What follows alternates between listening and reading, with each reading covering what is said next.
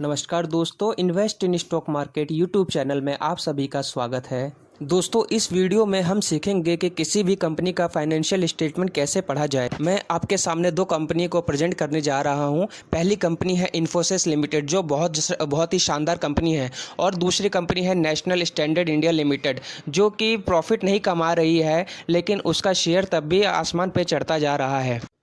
आपके सामने मैंने इन्फोसिस लिमिटेड का चार्ट पैटर्न खोल रखा है और आप इसको शुरू से देखेंगे तो इसने अपने इन्वेस्टर्स को 16,029% का रिटर्न दिया है। दोस्तों, 16,029% का रिटर्न कोई भी बैंक कभी नहीं दे सकता। इसलिए अगर आप अच्छे शेयर में इन्वेस्ट करते हैं तो आपको बहुत ज़्यादा रिटर्न्स मिलता है। इसलिए आपको अच्छे शेयरों में इन्वेस्ट करना चाहिए। आइए अब हम इन्फोसिस लिमिटेड के फाइनेंशियल्स को एक बार स्टडी करते हैं। इन्फोसिस लिमिटेड आईटी सेक्टर की दूसरी दिग्गज कंपनी है। इन्फोसिस लिमिटेड के मार्केट कैपिटल 7,87,711 करोड़ है और स्टॉक का पी 36.7 है। के पी कंपेरिजन की बात करें तो टीसीएस नंबर 1 की कंपनी है, उसके बाद इन्फोसिस आती है, फिर उसके बाद तीसरे, चौथे, पाँचवें, छठे, सातवें पे Wipro, HCL technology, tech Mahindra, L and T Infotech, Mindtree का नंबर आता है।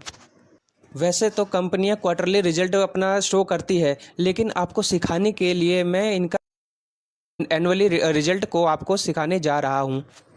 दोस्तों, आपके सामने मार्च 2010 से इन्फोसिस लिमिटेड का डाटा ओपन है। आप देखेंगे कि मार्च 2010 में इन्फोसिस का सेल्स 22,742 करोड़, मार्च 2011 में 27,500 करोड़, मार्च 2012 में 33,734 करोड़, मार्च 2013 में 40,352 करोड़, मार्च 2014 में 50,133 करोड़, मार्च 2015 में 53,319 करोड़, मार्च 2016 में 62,441 करोड़, मार्च 2017 में 68,484 करोड़, मार्च 2018 में 70,522 करोड़, मार्च 2019 में 22,675 करोड़ और मार्च 2020 में 90,791 करोड़ और मार्च 2021 में 1,04,72 करोड़।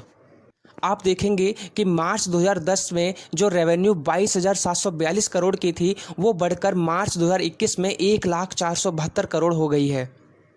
रेवेन्यू में से एक्सपेंस घटाने के बाद ऑपरेटिंग प्रॉफिट आता है। ऑपरेटिंग प्रॉफिट में अदर इनकम जोड़ा जाता है और अदर इनकम जोड़ने के बाद उसमें डेप्रिसिएशन आदि खर्चे लेस किए जाते हैं, जिसके बाद हमको प्रॉफिट बिफोर टैक्स मिलता है। प्रॉफिट बिफोर टैक्स में से गवर्नमेंट को टैक्स देने के बाद नेट प्रॉफिट आफ्टर टैक्स आता है। आप नेट प्रॉफिट आफ्टर टैक्स देखेंगे तो मार्च 2010 में net profit after tax 6,266 crore था, जो बढ़कर मार्च 2021 में 19,351 करोड़ हो गया है। फ्रेंड्स, 6,266 करोड़ से नेट प्रॉफिट बढ़कर 19,351 करोड़ हो गया है। अगर अर्निंग पर शेयर की बात करें तो एक शेयर पे जो कमाई है वो 13 रुपये 65 पैसे से बढ़कर 45 रुपये 42 पैसा हो गया है। अर्निंग पर शेयर का फॉर्मूला होता है net profit after tax divided by number of shares. अब बैलेंस शीट पे आते हैं। बैलेंस शीट में सबसे इम्पोर्टेंट रिजर्व और बोरोइंग्स होती है। आप देखेंगे कि रिजर्व जो कंपनी का था वो मार्च 2010 में 22,763 करोड़ था, जो बढ़ के 22,763 से 25,690 करोड़, 31,000 करोड़, 37,700 करोड़, 44,244 करोड़, 50,164 करोड़, 60,600 करोड़, 67,838 करोड़, 63,835 करोड़, 62,777 करोड़, 63,328 करोड़ और मार्च 2021 में 74,227 करोड़ का रिजर्व कंपनी के पास हो गया है। 22,763 से बढ़कर 74,227 करोड़ का रिजर्व हो जाना अपने आप में एक बहुत बड़ी बात है। इन्फोसिस कंपनी बहुत बड़ी है, इसलिए ऐसी बड़ी कंपनियों में ही हमको पैसे अपने लगाने चाहिए। उसके बाद बोरिंग्स पे आ जाते हैं। आप देखेंगे कि शुरू में जो कंपनी के पास लोन बहुत ना के बराबर था, फिर मार्च 2020 में कंपनी के पास 4,633 करोड़ का लोन और मार्च 2021 में 5,325 करोड़ का लोन। दोस्तों, ऐसी कंपनियां जो प्रॉफिट नहीं कमा रही है, जिनकी सेल घटती जा रही है, उनके लिए लोन का होना बहुत बड़ी बात हो जाती है। वे लोन जो है उनके ऊपर सरदर्द हो जाता है। लेकिन इन्फोसिस जैसी कंपनी जिसके करोड़ों में रिजर्व सरप्लस है, प्रॉफिट भी इसके बढ़ते हुए हैं, सेल भी बढ़ रही है, तो इनके लिए ये लोन का बढ़ना कोई बड़ी बात नहीं है। फिर कंपनी के पास लायबिलिटीज़ है। अदर लायबिलिटीज़ होती हैं जो 1 साल 2 साल की होती है, जो फ्लक्चुएट होती रहती है। ये शॉर्ट टर्म की होती है, जो बिजनेस को ऑपरेशनल्स करने के लिए इसका यूज किया जाता है। दोस्तों, इन्फोसिस के पास अदर एसेट्स में ट्रेड रिसीवेबल हैं, यानी कि इन्फोसिस को इतने करोड़ रुपए जो है अपने कस्टमर से लेने हैं, और इन्फोसिस के पास अपने बैंक खाते में आज की डेट में 24,714 करोड़ बैंक अकाउंट में है।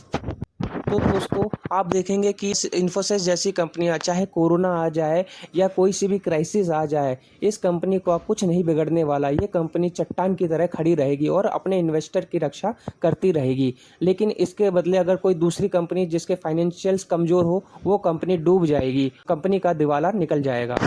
दूसरी company national standard India limited का चार्ट पैटर्न आपके सामने ओपन कर रखा है। आप देखेंगे कि ये कंपनी कैसे ऊपर तक गई और फिर उसके बाद ये ढलान की तरह नीचे आने लग गई। इसका चार्ट पैटर्न देखने से ही डर लगता है कि कहीं ये अपने इन्वेस्टर के पैसे को और डुबा ना दे। आइए इसके फाइनेंशियल्स एक बार चेक करते हैं। ये कंपनी कंस्ट्रक्शन का काम करती है। इसका मार्केट कैप 14,478 करोड़ है और स्टॉक का PE 689 है। 689 का PE हो जाना बहुत ज़्यादा इसका ओवर वैल्यू को दिखाता है। आइए इसके ईयरली फाइनेंशियल स्टेटमेंट्स को एक स्टडी करते हैं। मार्च 2010 में इसकी रेवेन्यू 0 थी, मार्च 2011 में भी 0, 2012 में 11 करोड़, 2013 में 31 करोड़, 2014 में 111 करोड़, 2015 में 148 करोड़, 2016 में 184 करोड़, 2017 में 111 करोड़, 2018 में 35 करोड़, 2019 में 14 करोड़, 2020 में 5 करोड़, 2021 में 17 करोड़। आप देखेंगे कि मार्च 2016 के बाद इसके सेल्स में गिरावट स्टार्ट हो गई, जो 184 करोड़ से गिर के मार्च 2021 में सिर्फ 17 करोड़ की रेवेन्यू रह गई है। इसलिए आपको ये पॉइंट याद होना ज़रूरी है कि सेल्स हमेशा इंक्रीज पैटर्न में होने चाहिए। अगर गिरावट होती भी है तो 4 से 5% या 10% की गिरावट चली जा सकती है, लेकिन उसको फिर बाद में कमबैक करना होता है और कमबैक करने के बाद उसके रेवेन्यू में अच्छी ग्रोथ होनी चाहिए। लेकिन इस शेयर में उल्टा ही हिसाब किताब चल रहा है, जहां रेवेन्यू 184 करोड़ से गिर के मात्र 17 करोड़ रह गई है। आइए इसके नेट प्रॉफिट को देखते हैं। नेट प्रॉफिट -2 करोड़ 2010 में थी, 2011 में -8 करोड़, 2012 में 2 करोड़, 2013 में 6 करोड़, 2014 में 31 करोड़, 2015 में 42 करोड़, 2016 में 61 करोड़, 2017 में 41 करोड़, 2018 में 11 करोड़, 2019 में 5 करोड़, 2020 में 7 करोड़ और 2021 में 11 करोड़। नेट प्रॉफिट भी उस हिसाब से नहीं है जिस हिसाब से कंपनी का शेयर प्राइस है। दोस्तों, कंपनी का शेयर प्राइस 7,000 से ऊपर है और कंपनी का नेट प्रॉफिट 11 करोड़ रुपए ही है। आइए इसके बैलेंस शीट को एक बार देखते हैं। अगर हम इस कंपनी का रिजर्व एंड सरप्लस देखेंगे तो -18 करोड़ रुपए से शुरुआत होकर इसका रिजर्व एंड सरप्लस मार्च 2021 में 192 करोड़ तक पहुंचा है। दोस्तों, रिजर्व एंड सरप्लस उस हिसाब से नहीं हुए जिस हिसाब से एक अच्छी कंपनी का होना चाहिए था।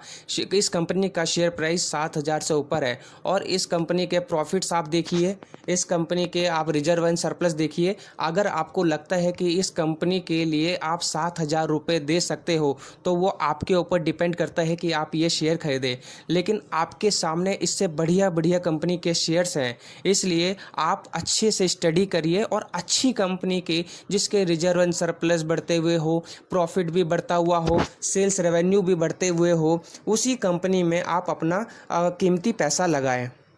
दोस्तों, इस वीडियो में हमने इन्फोसिस लिमिटेड और नेशनल स्टैंडर्ड इंडिया लिमिटेड के फाइनेंशियल स्टेटमेंट्स को स्टडी किया है और इससे यह जाना है कि अगर हम किसी भी कंपनी के शेयर को परचेज करते हैं तो उससे पहले हमें उस कंपनी के प्रॉफिट एंड लॉस अकाउंट और बैलेंस शीट्स को चेक करना जरूरी है। प्रॉफिट एंड लॉस अकाउंट में कंपनी का प्रॉफिट बढ़ते हुए होना चाहिए और रिजर्व एंड सरप्लस भी बढ़ता हुआ होना चाहिए, तभी हम उस कंपनी में इन्वेस्ट करने की सोच सकते हैं। वरना ऐसी कंपनी से दूर रहना है जिस कंपनी को लॉस हो रहा है और जिसका रिजर्व माइनस में जा रहा है। अगर आपको ये वीडियो यूजफुल लगी हो तो इस वीडियो को लाइक करें, शेयर करें और invest in stock market YouTube channel को सब्सक्राइब करें।